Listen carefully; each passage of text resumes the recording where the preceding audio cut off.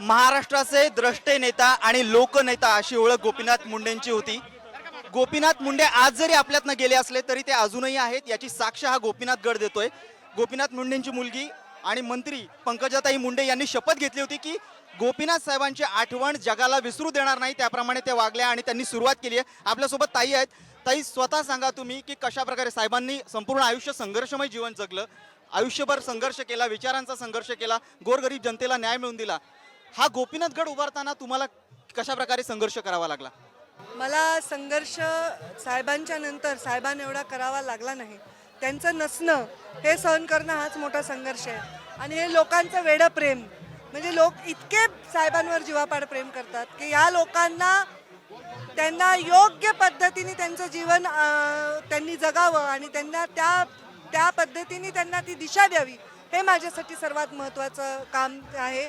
आणि या गोपीनाथगडाच्या माध्यमातून वंचितांना, सामान्य माणसाला, पीडितांना ह्याच्यातनं न्याय द्यायचा आम्ही प्रयत्न करणार आहोत। आणि नुसतं न्याय देणं आणि चेक देणं नाही, तर लोकांमध्ये एक प्रकारचा आताची जी गरज आहे काळाची, ती माणूस जोपर्यंत आतून सात्विक होत नाही तोपर्यंत तो चांगलं जीवन जगू शकत नाही। तर तो पण एक संदेश ह्याच्यातनं आम्ही देणार आहोत। म्हणजे धार्मिक म्हणजे धार्मिक नाही, पण एक कुठेतरी मनपरिवर्तन, या मेडिटेशन, या सगळ्या गोष्टींचंही ताई, तरुणांना काय प्रेरणा मिळेल, असा काय उद्देश आहे या गोपीनाथ गडामध्ये, ते थोडक्यात सांगा। त्याच्यामध्ये शेतकऱ्यांच्या आत्महत्या रोखण्यासाठी आम्ही काम करतोय।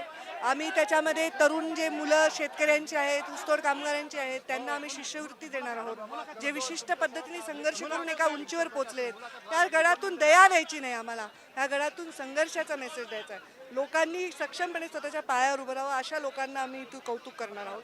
जलसंधारणाची कामं बऱ्याच लोकांनी या गडासाठी आता पोकलेन आणि JCB सुद्धा डोनेट करण्याचा निर्णय घेतला आहे, तर त्या आम्ही फक्त समाजसेवेसाठी वापरणार आहोत। आणि IPS, UPSC, MPSCच्या परीक्षाचं ट्रेनिंग मराठवाड्यात कुठेही नाही आहे। मराठवाड्याच्या विद्यार्थ्यांना ते ट्रेनिंग लाभावं ह्याच्यासाठी इथे ट्रेनिंग सेंटर पण उभं करत आहोत। ताई, एक शेवटचा आणि एक महत्त्वाचा प्रश्न, थोडासा वेगळा। गोपीनाथ साहेब ज्यावेळी होते, त्यामुळे प्रमोद महाजन ज्यावेळी गेले, त्यावेळी महाराष्ट्रात एक पोकळी निर्माण झाली जी गोपीनाथ साहेबांनी भरून काढली। आज गोपीनाथ साहेब गेलेले आहेत, आज शिवसेना आणि भाजपमध्ये वारंवार सुंदोपसुंदी होत असते, कुठे पटत नाही, कुठेतरी वादाचे प्रसंग उद्भवतात, कुठेतरी कमतरता भासते। आज साहेब असते तर नक्कीच ही परिस्थिती उद्भवली नसती, काय वाटतं तुम्हाला? पण आता आमचे सर्व नेते आपापल्या परीने व्यवस्थित काम करत आहेत। साहेब असणं हे आम्ही नेहमीच आम्हाला जाणवणार आहे की ते नाही आहेत आज, त्यामुळे त्यांची कमी आम्हाला सदैव जाणवणार आहे। पण साहेब नाहीत तर त्यांच्या विचारावरच तयार झालेली ही तरुण पिढी काम करते आणि ते साहेबांच्या विचारावर तयार झाल्यामुळे अगदी चांगलं काम करतायत।